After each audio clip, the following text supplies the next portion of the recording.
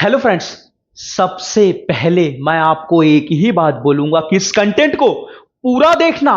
कसम से कुछ हटकर कुछ नया लेकर ही जाओगे। जब भी कोई बंदा अपनी जिंदगी में बुरे वक्त में फंस जाता है, ये चारों तरफ संकट के दलदल में फंस जाता है, इतना गंदा फंसता है कि वहां से निकलने के लिए उसे कुछ समझ में ही नहीं आता है। अरे करूं तो करूं क्या।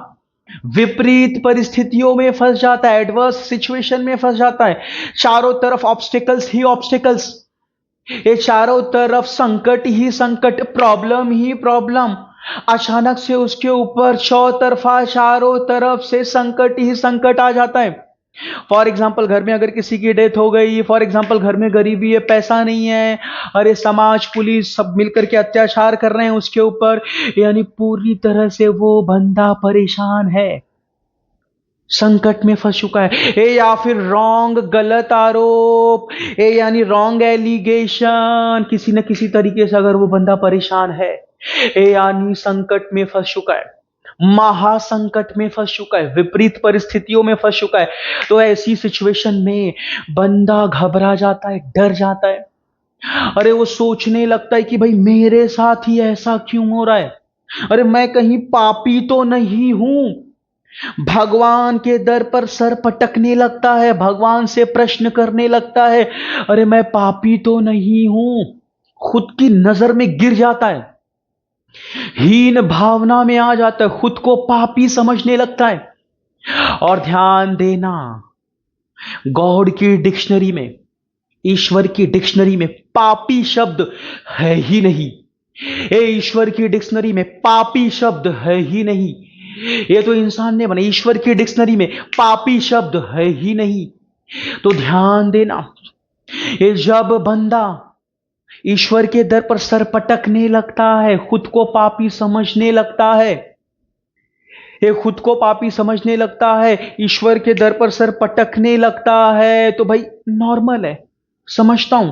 ये इंसान के साथ कभी ना कभी होता है, ये इंसान का स्वभाव है कि जब भी वो बुरे वक्त में फंसता है तो ईश्वर के पास जाता है, ये उससे दुआ करता है, आशीर्वाद मांगता है, मुझे संकटों से निकाल दो, प्रार्थना करता है। भाई इसमें कुछ भी गलत नहीं है, सही है। ये हमारे मन की शांति के लिए, मन के विश्वास के लिए, एक साहस के लिए ईश्वर के पास जाना गलत नहीं है। ये तो हमारा स्वभाव है, ये तो हमारा नेचर है। लेकिन अगर कोई इंसान बुरे वक्त में फंसने के बाद, संकट में, महासंकट में, ये संकट के दलदल में धंसने के बाद इस तरह का व्यवहार बार बार करता है, बार बार चिल्लाने लगता है, बार बार रोने लगता है, बार बार खुद को पापी समझने लगता है, ये बार बार भगवान के दर पर सर पटकने लगता है, तो भाई ये इंसान का असली स्वभाव नहीं है।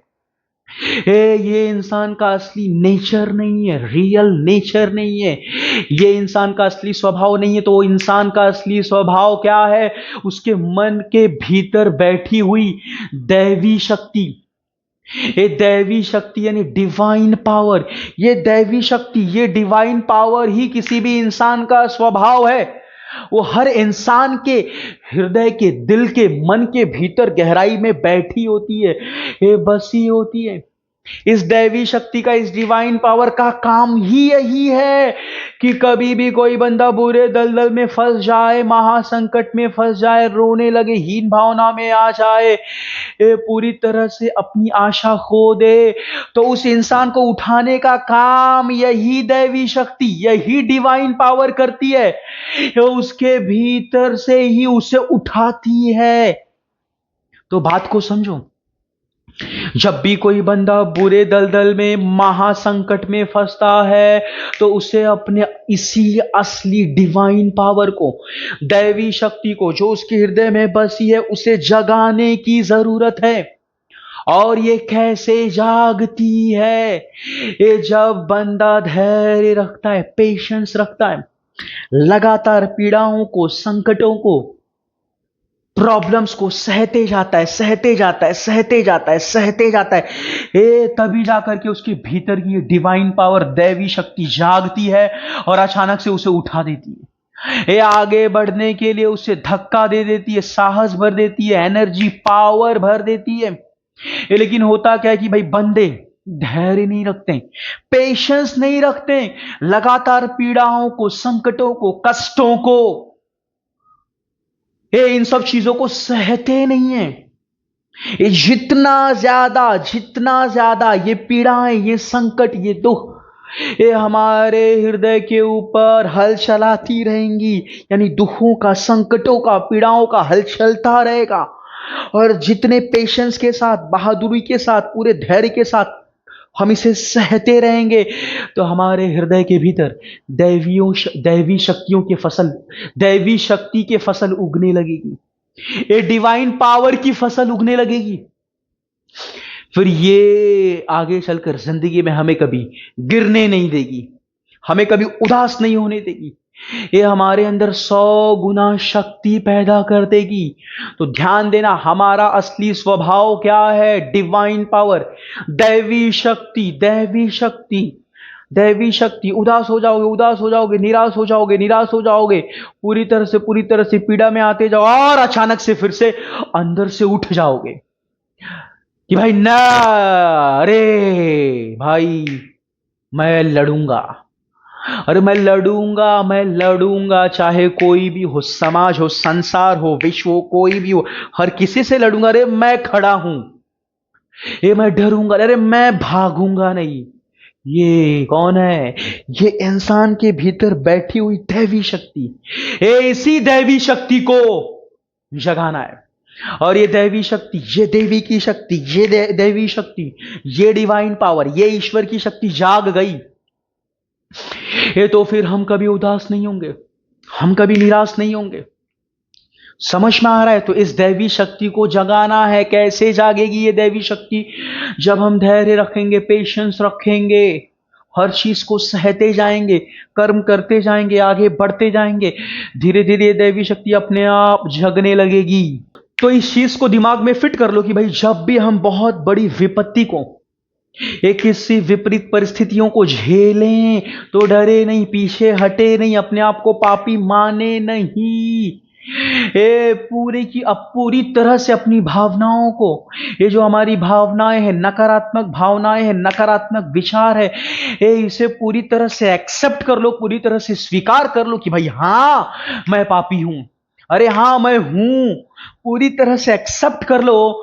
और पूरी ऊर्जा के साथ भीतर से उठकर खड़े हो जाओ। और यही जो भीतर बैठी हुई जो शक्ति है उठकर खड़ी हो गई, यही डिवाइन पावर है, यही दैवी शक्ति है। ये हर एक इंसान से प्यार करती है, प्रेम करती है। उसकी नजर में कोई भी इंसान पापी नहीं है। हर इंसान उस दैवी प्रकृति की नजर में एक बच्चा है, उस ईश्वर की नजर में एक बच्चा है।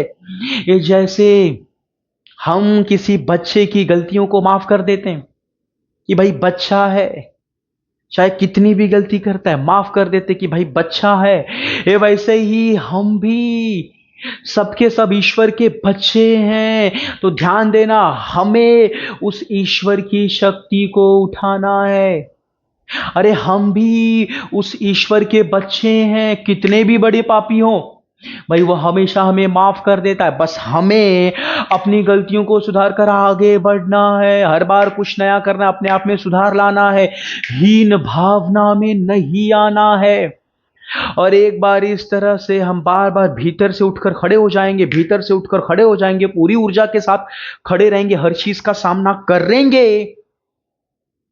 तो ध्यान देना, ये धीरे धीरे हमारा जो डिवाइन पावर है, ये जो भीतर की शक्ति है, ये इससे हमारा संपर्क पूरी तरह जुड़ता जाएगा। और फिर आगे चल करके हम कितनी भी बड़ी विपत्ति संकट को झेलेंगे, तो यही डिवाइन पावर, यही दैवी शक्ति फटाक से तुरंत खड़ी हो जाएगी, हमें मदद करेगी। ये हमें हीन भावनाओं में आने नहीं देगी, हमें हीन भावनाओं में आने नहीं देगी, हमें हीन भावनाओं में आने नहीं देगी, हमें उदास होने नहीं देगी। ये हमें धक्का देगी आगे बढ़ने के लिए, लड़ने के लिए। और इस तरह से धीरे धीरे हमारा जो मन है और जो हमारा मस्तिष्क है, ये यानी हमारा माइंड पूरी तरह से एक्सपीरियंस्ड हो जाएगा, अनुभवी हो जाएगा। और एक अनुभवी मन आगे चल करके फ्यूचर में जब भी किसी विपरीत परिस्थितियों को झेलेगा, संकट को झेलेगा, तो उसे झेल कर, उससे खेल कर आगे बढ़ जाएगा, आगे बढ़ता ही जाएगा।